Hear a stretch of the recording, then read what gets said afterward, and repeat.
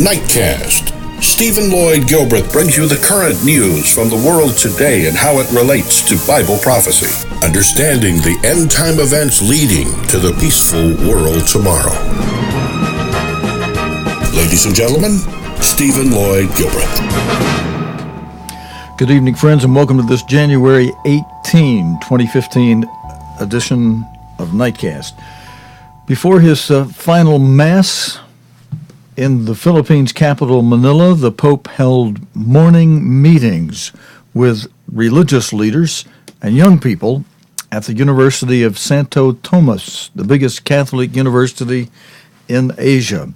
The Pope listened to several children speak about experiences of growing up on the streets and said there was also a need to listen to women and girls in society. Ben Bland has this report.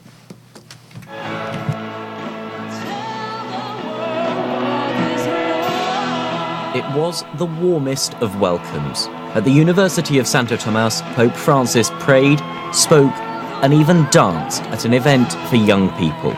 The Philippines has the biggest Catholic population in Asia, and a big crowd was always expected.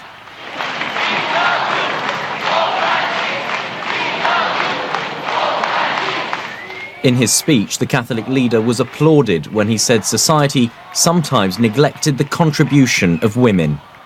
La mujer es capaz de ver las cosas con ojos distintos de los hombres. Women are capable of seeing things from a different angle to us, with a different eye.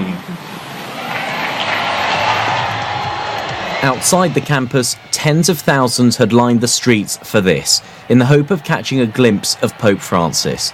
Amid tight security, he greeted the crowd from the famous Pope-mobile. This is the first papal visit here in 20 years. It is a day many of them will not forget, though some may of course be too young to remember it.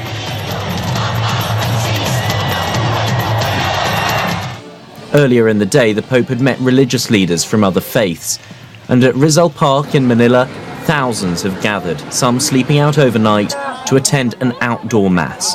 It will in part be dedicated to the victims of Typhoon Haiyan, which devastated the country in 2013. Up to 6 million people are expected at the event, which marks the end of the Pope's visit to the Philippines. Ben Bland, BBC News. A plane carrying Filipino government officials overshot the runway at Tacloban Airport on Saturday, shortly after Pope Francis departed early due to an approaching storm. No one was injured in the incident. Pope Francis left the typhoon-hit region 4 hours ahead of schedule because of the approaching storm. Rupert Winfield Hayes has this report.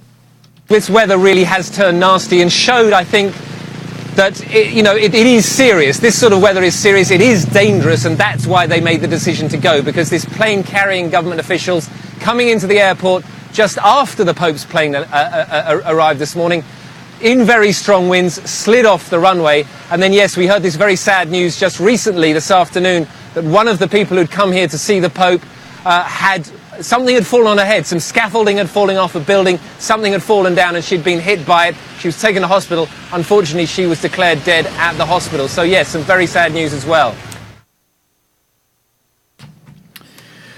And friends, the Charlie Hebdo magazine publication following the first edition that appeared following the attacks a week ago are causing additional problems. Muslims in countries across the world are continuing to voice their anger over the publication of images of the Prophet Muhammad by French satirical magazine Charlie Hebdo. Churches were attacked in a second day of protest in Niger, with demonstrations also held in Pakistan and in the Yemen capital Sana'a. Pakistan's Interior Minister compared the actions of those who published images offensive to Islam to those of terrorists. Richard Forrest reports. For a second day, fires burn in the capital of Niger. Demonstrators, angry about Charlie Hebdo's latest cartoon of the Prophet Muhammad, have set fire to several churches. A police station in Niamey was also attacked. Violent protests that have already claimed lives. Meanwhile, in Pakistan, the anger was also clear at a rally in the port city of Karachi. The French, American and Israeli flags all burned while crowds chanted. Pakistan's Interior Minister condemned the publication of the cartoon. As long as there is no respect for religions, no respect for one another's beliefs, terrorists will take advantage of the situation to create chaos. I can say with conviction that these people who are insulting our religion in the name of freedom of expression are performing the same role that terrorists are performing at gunpoint and are causing as much destruction as the terrorists. In Yemen, security has been tight at the French embassy as protesters in the capital Sana'a marched through the streets. Back in Niger, the authorities are counting the cost of the damage. Businesses with links to France are also reportedly attacked, and the French embassy there is warning its citizens to stay indoors. Richard Forrest, BBC News.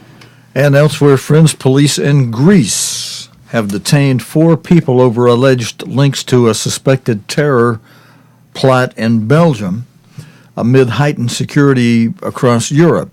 Troops have been deployed to help protect key sites in Belgium for the first time. You'll hear that in this video. First time in 35 years, following a series of raids on a group of suspected jihadists on Thursday. More than 20 people have been arrested in Belgium, France, and Germany. Ben Bland here again with this report. Athens, and a night in custody for 4 terror suspects being held by Greek police.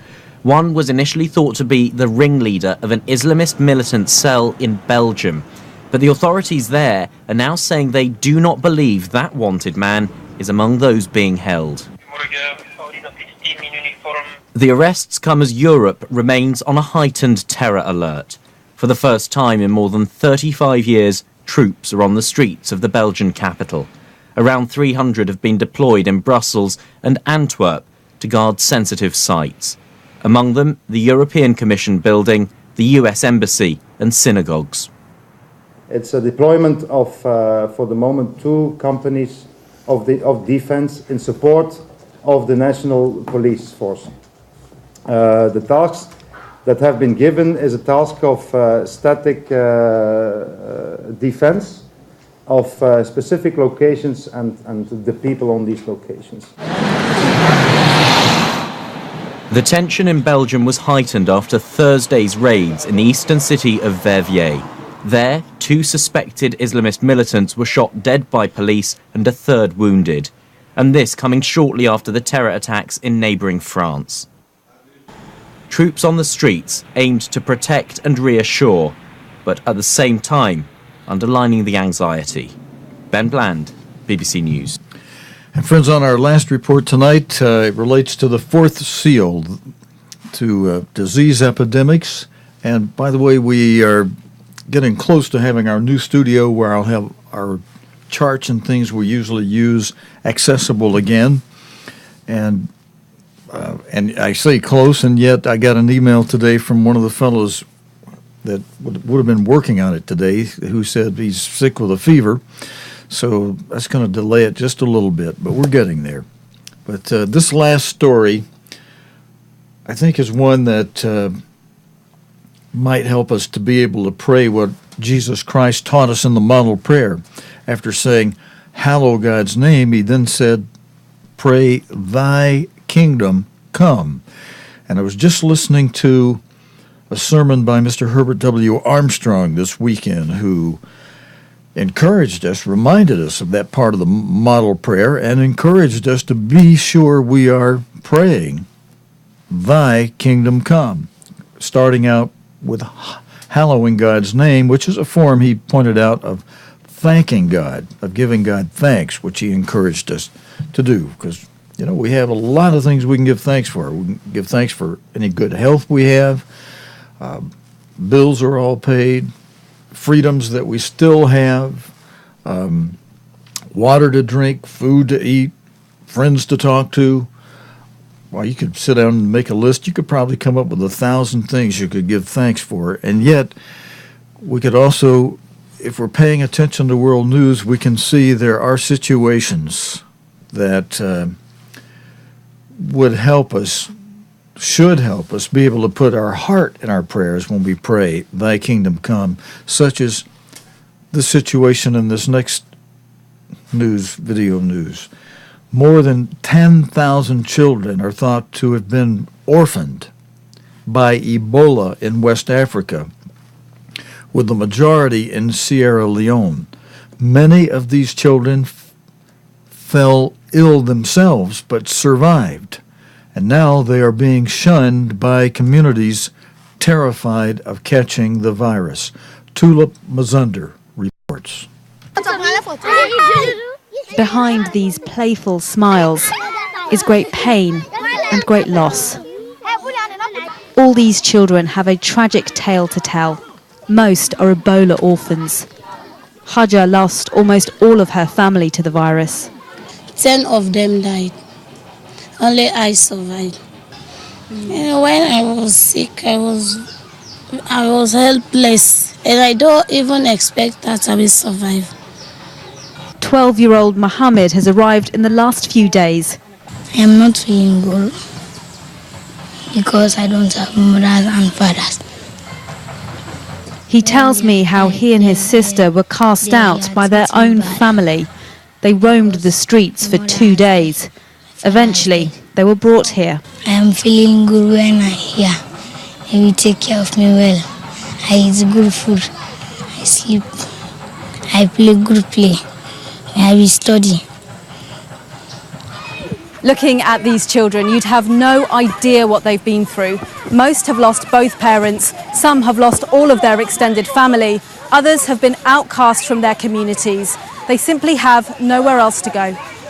A child like 4 years, 5 years, 9 years, seeing ambulance coming to their homes, collecting the corpses of his or her mother is too much for that child.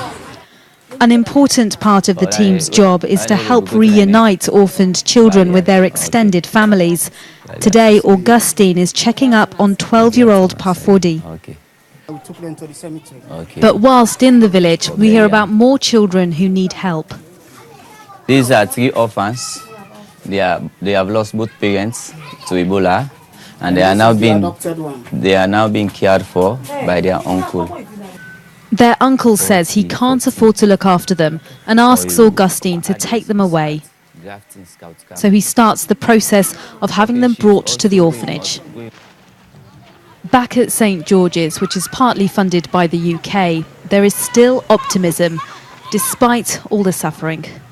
Even though they might have lost their parents, they might have lost other relatives, but the world is watching.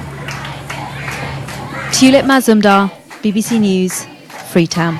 And friends, that's it for our Sunday night report. Hope that moves you to be able to pray a little more heartily, Thy kingdom come. God willing, and the creek don't rise, we plan to be back again tomorrow evening, Monday night, with the day's current news related to the Bible and prophecy here on Nightcast. Until next time, your host, Stephen Lloyd Gilbreth, saying so long and good night, friends. You have been watching Nightcast with Stephen Lloyd Gilbreth. Nightcast can be seen Sunday through Thursday nights here on cogtv.org. Tonight's program is also available anytime on demand in the cogtv.org video archive.